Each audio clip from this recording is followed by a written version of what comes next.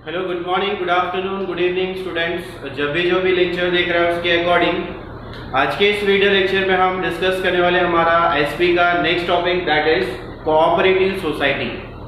Cooperative society क्या है? Cooperative society एक वॉलेंट्री एसोसिएशन है जिसे कुछ मेंबर्स मिलकर क्या करते हैं, फॉर्म करते हैं इकोनॉमिकल ऑब्जेक्ट्स को कंप्लीट करने के लिए। इसे हम अकॉर्डिंग महाराष्ट्र के अंदर अगर हमारा कोऑपरेटिव सोसाइटी है तो महाराष्ट्र कोऑपरेटिव सोसाइटी एक्ट के अंदर में जो 1960 में पास किया था उसके अंडर में हम इसे क्या करते हैं, रजिस्ट्रेशन करते हैं। जिसका रजिस्ट्रेशन क्या है, कंपलसरी होता है। और जो कोऑपरेटिव सोसाइटीज हैं वो क्या, उनका जो मेन ऑब्जेक्ट होता है, एम होता है, वो क्या होता है, सर्विस प्रोवाइड करना। ये बाकी जो फॉर्म्स ऑफ ऑर्गेनाइजेशंस है उन फॉर्म्स ऑफ ऑर्गेनाइजेशन से क्या है, डिफरेंट होती है, अलग होती है।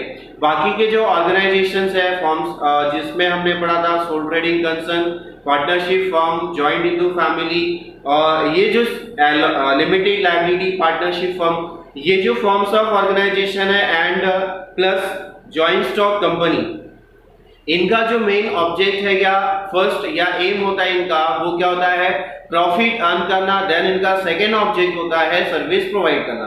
लेकिन कोऑपरेटिव सोसाइटी का जो फर्स्ट एम है, बेसिकली जो इनका मकसद होता है वो क्या होता है, लोगों को सर्विस प्रोवाइड करना, और इनका सेकेंड मकसद होता है प्रॉफिट को अर्न करना।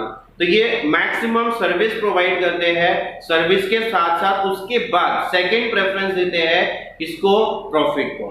तो देखते हैं इसके फीचर्स तो और क्लियर हो जाएगा कि क्या है जो कोऑपरेटिव सोसाइटी। जिसमें पहला फीचर है रजिस्ट्रेशन।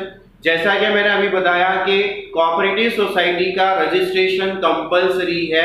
अगर जैसे कि हर स्टेट, जिस स्टेट के अंदर में वो कोऑपरेटिव सोसाइटी आती है तो उस स्टेट के एक्ट के अकॉर्डिंग हर कोऑपरेटिव सोसाइटी का रजिस्ट्रेशन करना क्या है, कंपलसरी है। अगर हम महाराष्ट्र में रहते हैं तो महाराष्ट्र की जो कोऑपरेटिव सोसाइटी है उसे महाराष्ट्र कोऑपरेटिव सोसाइटी 1960 के अंडर में रजिस्ट्रेशन करना कंपलसरी होगा। नेक्स्ट पॉइंट है मेंबरशिप।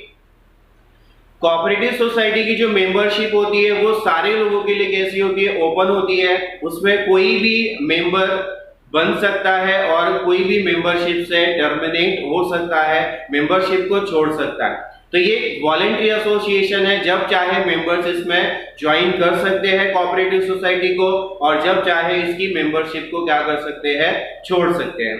नेक्स्ट पॉइंट है नंबर ऑफ मेंबर्स।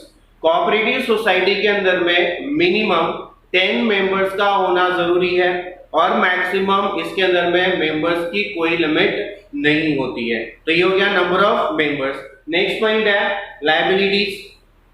अब लायबिलिटीज के बारे में हमने जब सोल ट्रेडिंग पढ़ा, पार्टनरशिप पढ़ा, उसके अंदर में हम लोगों ने देखा कि क्या लायबिलिटीज होती है। तो हम बात करें अगर कोऑपरेटिव सोसाइटी के जो मेंबर्स की, तो उनकी जो लायबिलिटी होती है वो कैसी होती है, लिमिटेड होती है। उनकी जो लायबिलिटी है वो अनलिमिटेड नहीं होती है। जैसे कि हमने सोल ट्रेडिंग कंसर्न में पढ़ा था, सोल ट्रेडर की जो लायबिलिटी है वो कैसी होती है, अनलिमिटेड होती है। पार्टनरशिप फर्म के अंदर में हमने पढ़ा था उनकी जो लायबिलिटी होती है वो कैसी होती है, अनलिमिटेड होती है। लेकिन जितने भी कोऑपरेटिव सोसाइटी के मेंबर्स होते हैं वो सारे के सारे मेंबर्स की जो लायबिलिटी होती है वो कैसी होती है, लिमिटेड होती है उनके कैपिटल तक। जितना उन्होंने कैपिटल उसके अंदर में लगाया वहां तक। तो इनकी जो पर्सनल एसेट्स है उन पर्सनल एसेट्स को कोई भी हाथ नहीं लगाएगा अगर कोऑपरेटिव सोसाइटी के ऊपर कोई कर्जा हुआ उस वक्त।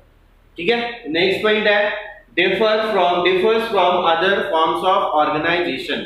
कोऑपरेटिव सोसाइटी बाकी फॉर्म्स ऑफ ऑर्गेनाइजेशन से क्या है, अलग है। क्यों अलग है, इसका सबसे पहला जो मेन पॉइंट है वो यही है कि बाकी ऑर्गेनाइजेशंस है वो क्या करते हैं, प्रॉफिट को ज्यादा प्रेफरेंस देते हैं, सर्विस को फिर बाद में प्रेफरेंस देते हैं। लेकिन कोऑपरेटिव सोसाइटी का जो मकसद होता है वो क्या होता है, सर्विसेज प्रोवाइड करना, देन उसके बाद प्रॉफिट को अर्न करना। तो इसीलिए ये बाकी फॉर्म्स ऑफ ऑर्गेनाइजेशन से क्या है, अलग है, डिफरेंट होती है। नेक्स्ट है लीगल स्टेटस। कोऑपरेटिव सोसाइटी उसका क्या होता है, एक सेपरेट लीगल स्टेटस होता है। जैसे कि मेंबर्स की जो अपनी पर्सनल एसेट्स है और कोऑपरेटिव सोसाइटी की जो उसकी एसेट्स है वो क्या होती है, डिफरेंट होती है। यहाँ पर इनको सेपरेट लीगल एंटिटी बोला जाता है। तो कोऑपरेटिव सोसाइटी एक खुद लीगल पर्सन हो जाती है, वो एक लीगल एंटिटी हो जाती है, डिफरेंट एंटिटी हो जाती है। नेक्स्ट पॉइंट है डेमोक्रेटिक मैनेजमेंट। कोऑपरेटिव सोसाइटी के अंदर में मैनेजमेंट कैसा होता है, डेमोक्रेटिक होता है। कोऑपरेटिव सोसाइटी के जो मेंबर्स होते हैं वही मेंबर्स मिलकर कमेटी को फॉर्म करते हैं, कमेटी के और जो भी उसका वर्क होता है, जो भी उसके काम वगैरह होते हैं, वो सारे के सारे काम मेंबर्स आपस में क्या करते हैं, डिस्ट्रीब्यूट कर देते हैं और वो सारे काम को वो मेंबर्स मिलकर क्या करते हैं, खुद करते हैं। और यहाँ पे जो वोटिंग की बात करें, यहाँ पे वोटिंग भी होती है और वोटिंग का क्या सिस्टम होता है, 1 मेंबर 1 वोट, एक मेंबर एक वोट, क्या प्रिंसिपल जो है उसको क्या किया जाता है, फॉलो किया जाता है। जैसे कि हम दूसरी अगर हम जॉइंट स्टॉक कंपनी के अंदर बात करें तो वहां पे कुछ अलग थोड़ा सा सिस्टम होता है। यहाँ पर एक मेंबर एक वोट दे सकता है। किसी भी मैनेजमेंट में या कोई डिसीजन लेना हो या कोई बात या कोई इशू हो तो उस इशू को क्लियर करने में जो भी वोटिंग वगैरह लेनी है या किसी का मेंबर्स या फिर उस सोसाइटी का मेंबर किसी को बनाना है या नहीं बनाना है, उसको उससे मेंबरशिप से टर्मिनेट करना है, तो ऐसे कुछ रीजन हो सकते हैं जिस जगह पे क्या की जाती है, मीटिंग कंडक्ट की जाती है और उस मीटिंग के अंदर में क्या होती है, वोटिंग होती है। तो हर मेंबर को वोट देने का राइट होता है। नेक्स्ट पॉइंट है लास्ट, कंट्रोल एंड सुपरविजन।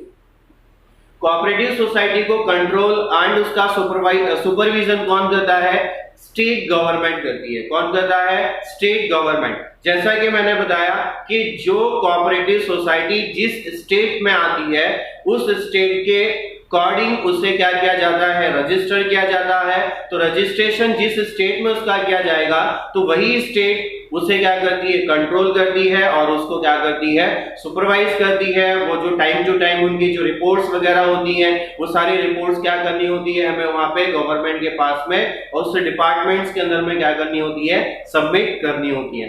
तो ये था हमारा एकदम सिंपल सा topic, that is cooperative society.